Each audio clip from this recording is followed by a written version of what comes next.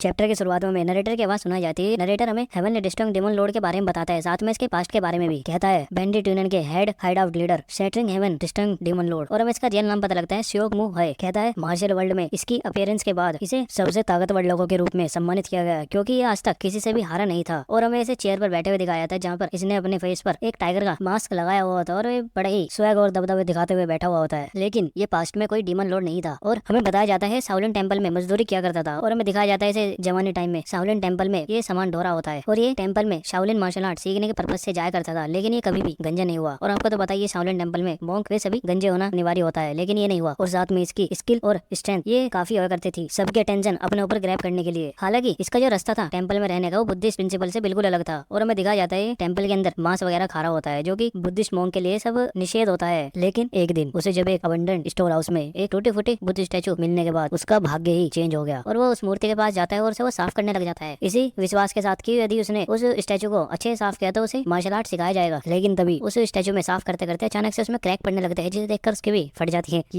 ये क्या हो गया। लेकिन उस स्टैचू को टूटने के बाद उसे अंदर मिली एक मार्शल आर्ट, वो भी एंशिएंट मार्शल आर्ट, जिसका नाम था डार्क हेवन असुरा स्क्रिप्चर्स। और इसी मार्शल आर्ट को फॉलो करते हुए वो बना शैटरिंग हेवंस डीमन लॉर्ड। फिर बाद में उसने शाओलिन टेंपल छोड़ दिया और वो देश भर में घूमने लगा, और कुछ समय बाद वो बैंडिट यूनियन के हेड हाइड आउट लीडर के सीट तक पहुंच गया, और उसने मार्शल वर्ल्ड में आते ही हाहाकार मचा दिया। और बाद में उसने 12 बेस्ट बैंडिट्स अपने डिसाइबल के तौर पर लेने के बाद उसने अपनी डार्क हेवन असुरा स्क्रिप्ट्स अपने आगे पास डाउन की, और उनकी उस खतरनाक शक्ति से उन्होंने 7 सेक्ट के एल्डर्स और साथ में 2 स्कूलों को भी डरा कर रख दिया। और बस इसी तरह से बैंडिट यूनियन के 12 डिवन जनरल्स या किंग, इन्हें ग्रिम रिपर्स भी कहा गया। सीन चेंज होता है और हमें माउंट फेंग हाइड आउट में दिखाया जाता है। यहाँ पर वही 12 जनरल में से एक आकर बाहर गेट पर चिल्लाने लगता है, क्या यहाँ पर माउंट फेंग हाइड आउट का लीडर है? यदि है तो यहाँ है, मैं बैंडिट यूनियन से एक दूत हूँ। और जब ये सब बातें बोल ही रहा होता है तो आसपास के लोग भी इस आवाज को देखने लगते हैं, और ये आवाज सुनकर हमारे माउंट फेंग के लीडर भी भागकर उस मेन गेट पर जाने लगते हैं। वो कहता है, और साथ में मैं शैटरिंग हेवन डीमन लॉर्ड का डायरेक्ट डिसाइबल हूँ, मैं हूँ यिंगेल फेलिन, 12 डीमन में से एक डीमन। और लीडर मेन गेट पर जाकर उसे देखने लगता है, और वो दारू पीते हुए कहता है, यहाँ आओ और मेरा प्रॉपर वेलकम करो। और इस बंदे का नाम ये होता है, आप देख सकते हैं, इसको हम गेल कहेंगे। सीन चेंज होता है, कुछ देर बाद दिखाते हैं पवेलियन के अंदर। यहाँ पर सभी ब्रदर्स साथ खड़े होते हैं और सामने देख रहे होते हैं। लीडर भी सामने देख रहा होता है, उसके थोड़े बहुत पसीने छुट रहे होते हैं, और सामने दिखाते हैं उसी गेल को, और ये बड़े ही एटीट्यूड के साथ बैठा होता है नशे में। कहता है, ओह तो यही है तुम सब? मुझे लगा था कि यहाँ पर तुम सब 10 लोग हो, लेकिन यहाँ तो सिर्फ 9 ही है। ये सुनते ही लीडर एकदम कहता है, नहीं नहीं, हमारा 7th ब्रदर अभी क्लोज ट्रेनिंग में है, तो अभी हम उससे कांटेक्ट नहीं कर सकते। और ये सुनकर गेल कहता है, ओह क्लोज ट्रेनिंग, और उन्हें घूरते हुए कहता है, ये इतना मामूली सा कारण है और तुमने अब तक उसे कांटेक्ट भी नहीं किया, जबकि मैं यहाँ पर हूँ। और पीछे दिखाते हैं 5th ब्रदर को, जो सेकंड से कहता है, सेकंड ब्रदर योंगजी तो अंदर रूम में सो रहा है। और तभी सेकंड कहता है,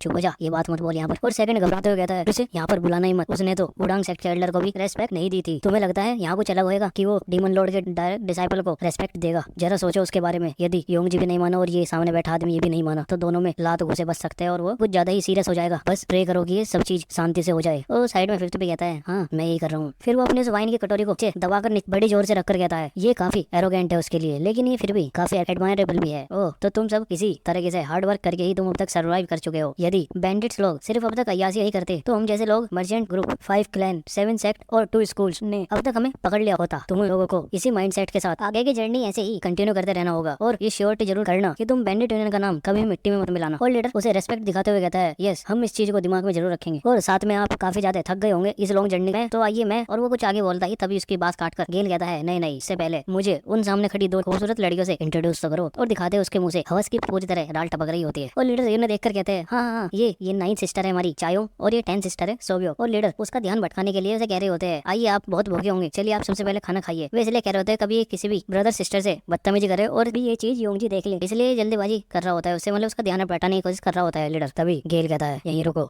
सोचने की बात है कि तुम्हारे पास 2 खूबसूरत लड़कियां हैं, और उसके मुंह से धड़कपन की राल टपक रही होती है। और कहता है, तो रूमर्स सही थे। तभी चुलसन और लीडर उनके आगे पीछे आए थे। चुलसन पीछे खड़ा हो कह रहा होता है, हाँ बहुत बहुत शुक्रिया इनकी तारीफ के लिए। और लीडर कह रहा होता है हंसते हुए, आपको ऐसे अकेला छोड़कर जाने में अच्छा नहीं लग रहा है, पहले आप खाना खाइए ना हमारे साथ, चलिए। और गेल उनसे चिढ़कर कहता है, मैंने अभी तक अपनी ये बात पूरी नहीं की है। तभी आयु अपना हाथ उठाते कहती है, यिंगल फेलिन लॉर्ड, वैसे क्या चीज है आपको जो यहाँ पर इस छोटी सी जगह पर लेकर आई है? क्या आपके पास कोई इंपॉर्टेंट काम है यहाँ? और इसकी बात सुनकर तो जब तो उसके मुंह से लारी टपक रही थी, अब तो उसके मुंह में पानी पानी हो जाता है धड़कन का। और ये हंसते हुए कहता है, हाँ तुम्हारा ये सुंदर चेहरा तुम्हारे बोलने के के तरीके से मेल खाता है और दिखाते हैं इसके चेहरे को जो कुछ ज्यादा ही बावला हो चुका है ठड़कपन में। कहता है भी सही कहा, मैं तो सिर्फ यहाँ तुम्हारे लिए आया हूँ, काम तो बस यही है। और ये बात तो धीरे से बोलता है। फिर वो खड़ा होता है और दमदार आवाज बोलता है, राइट, मुझे याद आ गया। मेरा यहाँ आने का रीजन है कि तुम सबको टेस्ट करना कि तुम सब लोग बैंडिट यूनियन का फ्लैग उठाना डिजर्व करते हो या नहीं। फिर वो चिल्लाकर खड़ा होकर कहता है, यदि तुम सब क्वालिफाइड नहीं हो तो मैं प्लान कर रहा हूँ तुम सबको यहीं पर ही एग्जीक्यूट करना। 10 वुफेंग हीरोज काफी ज्यादा फेमस है हेनान प्रोविंस में। और दांत दिखाते हुए कहता है, तुमने बहुत अच्छा काम किया है इस बैंडिट यूनियन की प्रतिष्ठा को बढ़ाने के लिए, और तुम लोगों से छुटकारा पाना एक बहुत ही अफसोस की बात होगी। और ये बात सुनकर हायोंग गुस्सा कर रही होती है और वो कह रहा होता है, साथ में मुझे ऐसा लगता है यहाँ पर काफी टैलेंटेड लोग हैं। और वो अपने जेब से कुछ निकाल रहा होता है, साथ में कहता है, इसलिए मैं माउंट वुफेंग हाइड आउट को ऑफिशियली मैं स्वीकार करता हूँ बैंडिट यूनियन के हिस्से के रूप में। और वो एक इन्विटेशन लेटर देता है स्क्रॉल के रूप में और देते हुए कहता है, तुम सभी लोग बैंडिट यूनियन टूर्नामेंट में इन्वाइटेड हो जो कि इस अक्टूबर को गैंगनम में रखा जाएगा। और लीडर उस इन्विटेशन को लेने लगता है और हमें नरेटर बताता है, बैंडिट यूनियन चारों ओर बिखरा हुआ है, इसलिए उसे कोई सम्मान नहीं मिला और अभी तक उसे कोई अपनी ताकत दिखाने का भी मौका नहीं मिला। इस प्रकार इस टूर्नामेंट के साथ डीमन लॉर्ड को उम्मीद है कि इस बैंडिट यूनियन टूर्नामेंट की वजह से जितने भी लोग बैंडिट यूनियन से जुड़े हुए सभी एकजुट हो जाएंगे। यदि हम सब एकजुट हो तो हर कोई, जिसमें 7 सेक्ट और ऑर्डर सेक्ट की 2 स्कूल, सभी लोग हमारे पैरों के आगे झुकेंगे। और दिखाते हैं लीडर उस लेटर को पढ़ते हुए काफी खुश हो रहा होता है और मन में कह रहा होता है,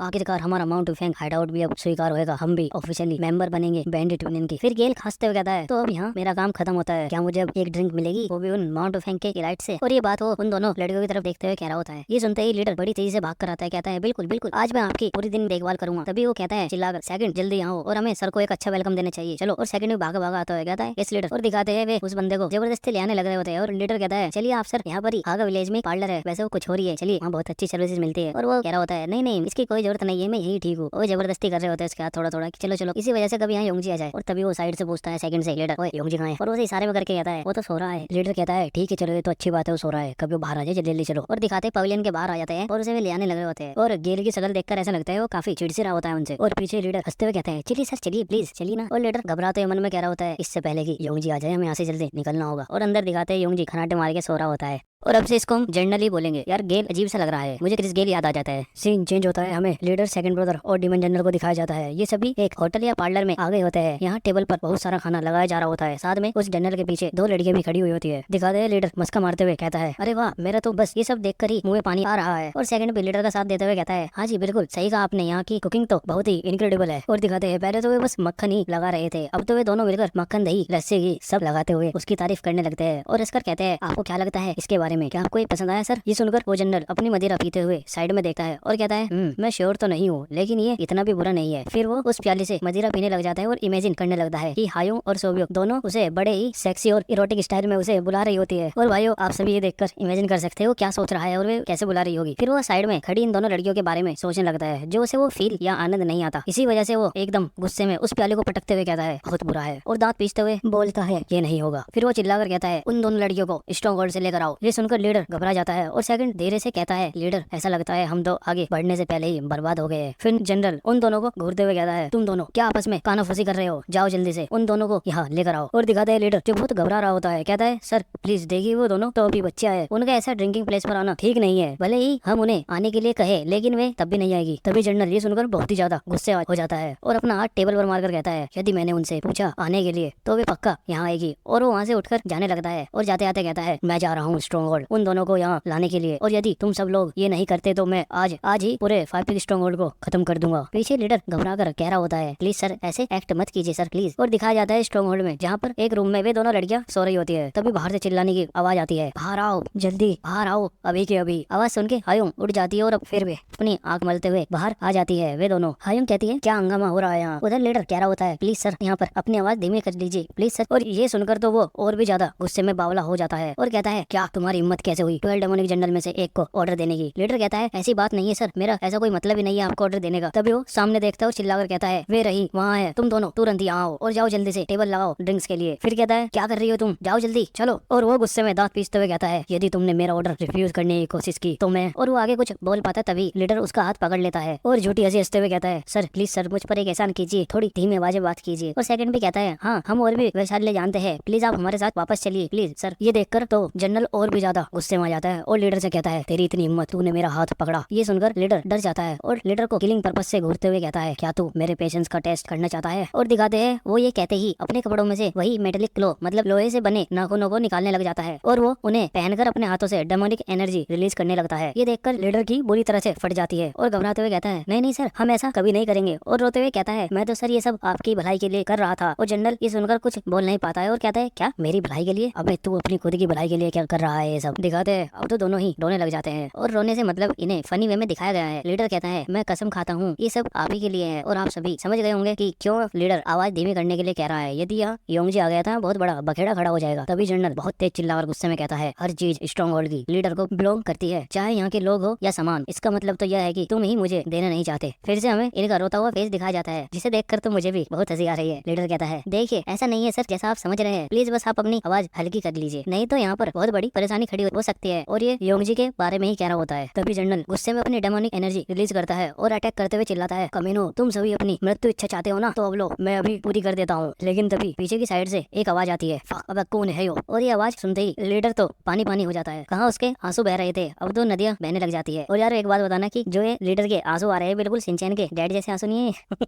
चलिए उधर से आवाज आती है कौन है यो पागल बेदिमाग आदमी हंगामा मचा रहा है जो आधी रात में सबकी नींद खराब कर रहा है। और यहाँ काफी शांति सी छा जाती है और ये आवाज बैंडिट्स के भीड़ में से आ रही होती है। फिर जनरल दांतों को दबाते हुए पूछता है कौन है तुम और किसकी हिम्मत हुई मेरे से ऐसे बात करने की? लेकिन फिर से वो आवाज आती है यदि तुमने पी रखी है और नशे में हो तो जाओ और शांति से सो जाओ। और ये आवाज अभी भी पीछे भीड़ में से ही आ रही होती है। लेकिन तभी सोबियक के ठीक पीछे से आवाज आती है क्यों तुम किसी और के स्ट्रॉन्ग होल्ड में अगर हंगामा कर रहे हो? और हायुंग सोबियक को देखने लगती है, साथ में वो जनरल भी सोबियक को देखता है जिन्हें ऐसा लगता है कि इसी ने ये बात कही है। सोबियक को दिखाते हैं जो कंफ्यूज है उन सभी को देखकर कि सब मुझे क्यों घूर रहे हैं। तभी वो समझ जाती है और डर के चिल्लाते हुए कहती है नहीं नहीं मैंने ये सब नहीं कहा। फिर जनरल ट्रिपी स्माइल के साथ कहता है तू सनो पिच क्या तू मेरे साथ खेल रहा है? फिर वो एक खतरनाक लुक देते हुए कहता है बाहर आ, मैं अब तुझे खुद नर्क में भेजूंगा। दिखाते हैं पीछे भीड़ से योंगजी निकल कर आता है और कहता है मैं यहाँ हूँ, अब बता तू मुझे कैसे नर्क में भेजने वाले हो? योंगजी को देखकर जनरल कुछ बोल ही नहीं पाता है बच्चा और कहता है अब ये ब्रेट कौन है? दिखाते हैं योंगजी को जो नींद में जुआइया ले रहा होता है। इसे देखकर जनरल मन में सोचता है क्या इसका पींछ ढीला है, नहीं तो इस लहजे में ये मुझसे बात नहीं करता। और साथ में सोचता है वेट क्या उसके लोगों को इसे खींचकर दूर नहीं ले जाना चाहिए, इसे कोई क्यों नहीं रोक रहा है? दिखाते हैं सोबियक और हायुंग जो योंगजी को देखकर बहुत खुश हो जाती है और साथ में लीडर को जो बहुत ही दुखी लग रहा होता है। लीडर भी लाइक बस भाई अब तो मिल लिया ग्रीन फॉरेस्ट का नाम। फिर योंगजी अपनी आंख मलते हुए कहता है हे क्या कर रहे हो तुम ओल्ड मैन? मैंने पूछा था ना तुमसे कि तुम मुझे कैसे भेजने वाले हो हेल में? और जनरल योंगजी को गौर से घूर कर देखने लगता है और मन में सोचता है देखने में तो ये पूरी तरह से पागल लगता है और वैसे भी इस बेवकूफ को मारना मतलब अपने हाथ गंदे करना है। फिर जनरल अपनी सांस छोड़ते हुए कहता है यदि मैं अपनी पोजीशन के बारे में सोचूं इस मुरिम और ग्रीन फॉरेस्ट में तो ये सही रहेगा कि मुझे इस बेवकूफ को इग्नोर ही करना चाहिए। और ये नॉर्मल है कि हर स्ट्रॉन्ग होल्ड में इस तरह के बेवकूफ मिलते ही रहते हैं। फिर वो मुड़कर वहाँ से जाने लगता है और जाते हुए कहता है भूल जाओ जाओ और टेबल प्रिपेयर करो मेरे ड्रिंक के लिए जल्दी। तभी योंगजी कहता है क्या है कहाँ जा रहे हो ऐसे हमारी बातों के बीच में? क्या तुम डर गए हो? और वो काफी चिढ़ाते से हुए अजीब समूह बनाकर बोलता है। ये सुनकर जनरल बहुत ही ज्यादा गुस्से में बावला हो जाता है और वो अपने हाथों से डेमोनिक एनर्जी रिलीज करने लग जाता है और वो बड़ी तेजी से योंगजी पर अटैक करने के लिए उसकी ओर भागा जा रहा होता है। और दिखाते हैं उसकी पूरी बॉडी से डेमोनिक एनर्जी रिलीज हो रही होती है और कहता है तू साले फकिंग ब्रैट। और साइड में दिखाते हैं लीडर को जिसे यकीन था कि ये चीज होगी। वो कहता है शिट और पीछे सेकंड में कहता है अंत में वही हुआ जिसका मैं डर था। और लीडर योंगजी को देखते हुए सोचता है प्लीज योंगजी उसे मारना मत। और योंगजी को दिखाते हैं जो बड़े ही खतरनाक हंसते हुए लोग उसे देख रहा होता है और यहीं पर चैप्टर खत्म होता है।